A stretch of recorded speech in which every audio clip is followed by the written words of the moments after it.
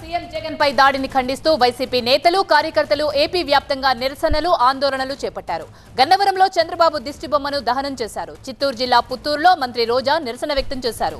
తిరుపతిలో YCP MLA Bhumana Karunakar Reddy ఆందోళన చేశారు. విజయవాడ పరిధిలోని గుణదలలో వైసీపీ నేత అవినాష్ ధర్నా చేపట్టారు. అటు విశాఖలోనూ వైసీపీ శ్రేణులు పెద్ద ఎత్తున ఆందోళన నిర్వహించాయి. టార్గెట్ చేసే వాళ్ళని బుద్ధి చెప్పాలని కూడా కోరుకుంటున్నాం. చంద్రబాబు నాయుడు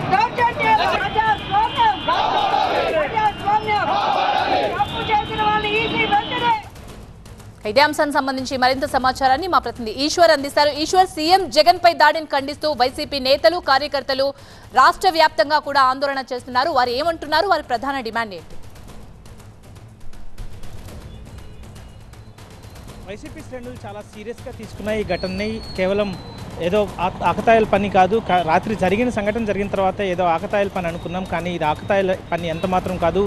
కిరాయి హంతకుల చేత చేయించారన్నంత తీవ్రంగా దాన్ని ఆలోచిస్తున్నారు. ఆ మేరకు ఒక ఎక్స్పర్ట్స్ ఎవరైతే షార్ప్ షూటర్స్ని పెట్టి సీఎంని అంతమొందించాలనే లక్ష్యంతో ఆ కుట్రతో ఈ తతంగానికి ఈ ఘటనకి పాల్పడ్డారంటూ వైసీపీ శ్రేణులు ఈరోజు రాష్ట్ర వ్యాప్తంగా పెద్ద ఎత్తున నిరసనలకి పిలుపునిచ్చాయి. రాష్ట్ర వ్యాప్తంగా నిరసనలు చేపట్టాయి.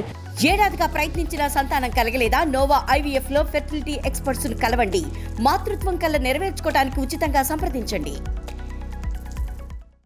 స్వచ్ఛందంగా వైసీపీ శ్రేణులు కావచ్చు, వాళ్ళతో పాటు కొంతమంది తటస్థులుగా ఉన్న వాళ్ళు కూడా తరలి వస్తున్నారు. ఇట్లాంటి ఘటనని ఊహించలేదు, ముఖ్యమంత్రికే ఇట్లాంటి పరిస్థితి ఉంటే మిగతా వాళ్ళ పరిస్థితి ఏంటి అంటూ పెద్ద ఎత్తున రాష్ట్ర వ్యాప్తంగా జరిగిన దాడుల్లో వైసీపీ శ్రేణులు పెద్ద ఎత్తున తమ నిరసన వ్యక్తం చేశాయి. తమ ఆందోళనని ఉధృతం చేస్తున్నాయి. ప్రస్తుతానికి ఇంకా జరుగుతున్నాయి. రాత్రి ఘటన జరిగిన 8 గంటల సమయంలో ఘటన జరిగితే 10 గంటలకల్లా విశాఖలో రోడ్ల మీదకి వైసీపీ శ్రేణులు వచ్చారు. ఆ పెద్ద ఎత్తున ఘటన జరిగిన కారకులను శిక్షించాలి, ఇట్లాంటి ఘటనకు బాధ్యుల్ని సమాజం ముందు నిలబెట్టాలి అంటే పెద్ద ఎత్తున వాళ్ళు నిరసన వ్యక్తం చేసే ప్రయత్నం చేశారు. అలాగే విశాఖలో కూడా నార్త్ కాన్స్టిట్యున్సీకి సంబంధించి కావచ్చు, లేకపోతే వెస్ట్ నియోజకవర్గంలో ఈరోజు ఉదయం అటు వెళ్ళిన నేపథ్యంలో పెద్ద ఎత్తున స్వచ్ఛందంగా తరలి వచ్చారు. దాదాపు వేలాదిగా కార్యకర్తలు అక్కడికి తరలి వచ్చి అక్కడ ఇన్ఛార్జిగా ఉన్న అభ్యర్థిగా పోటీ చేస్తున్న అడారి ఆనంద్ కుమార్ని కలిసి వాళ్ళతో ధర్నాకి సిద్ధమయ్యారు.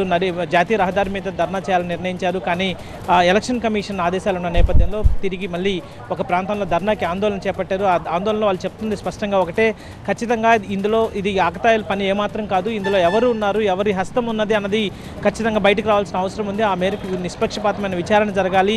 ఇది కేవలం జరిగిన ప్రాంతం, జరిగిన ప్రదేశం, సమయం ఇవన్నీ చూస్తే అక్కడ జరిగిన పరిణామాలు సర్కమ్స్టెన్షియల్ ఎవిడెన్స్ అని చూస్తే ఖచ్చితంగా కుట్రకోణంగానే దీన్ని భావిస్తున్నాం. గతంలో కూడా ఇట్లాంటి ఘటనలు వైజాగ్లో, విజయవాడలో ఇట్లాంటి ఘటనలు గతంలో కూడా జరిగాయి. ఇట్లాంటి ఘటనలు పునరావృతం కాకుండా చూడాలంటే ఎలక్షన్ కమిషన్ కూడా చాలా సీరియస్గానే దీన్ని టేకప్ చేయాలి. వీలైనంత త్వరగా దోషుల్ని సమాజం ముందు నిలబెట్టాలా. ఆ దిశగా ముఖ్యమంత్రి భద్రతకి లోటు లేకుండా భరోసా కల్పించాల్సిన బాధ్యత ఉంది.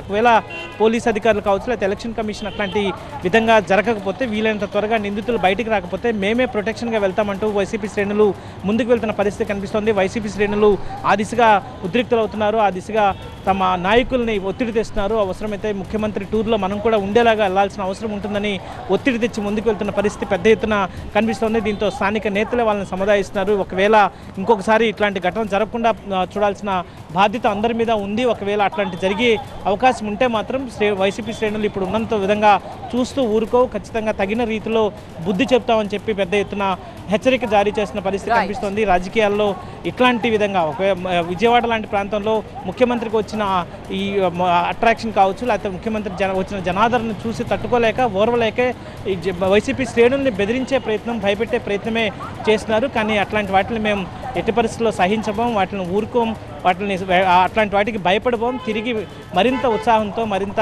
కథన రంగంలోకి దిగేందుకు మేము సిద్ధంగా ఉన్నామంటూ భీష్మ ప్రతిజ్ఞ చేస్తున్న పరిస్థితి శ్రేణుల్లో కనిపిస్తోంది. నిరసనలు అయితే కొనసాగుతున్నాయి. నిందితుల్ని అరెస్టు చేసి ఎవరైతే బాధ్యుల్ని సమాజం ముందు ఉంచే వరకు తమ ఆందోళన కొనసాగుతాయి, నిరసనలు కొనసాగుతాయని హెచ్చరిస్తున్న పరిస్థితి అయితే వైసీపీ శ్రేణుల్లో కనిపిస్తోంది.